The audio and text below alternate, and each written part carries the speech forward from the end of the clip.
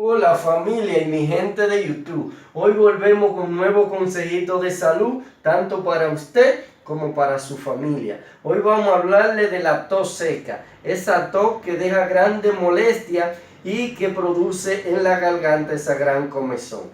Le sugerimos que se olvide de la goma de mascar y que se olvide de la menta. Solo se utiliza un poquito de agua y al ingerirla las glándulas salivales se les refrescan y la tos tiende a desaparecer por arte de magia. Muchas gracias, estos son mis consejitos de salud y les sugerimos que le dé like y que se suscriba.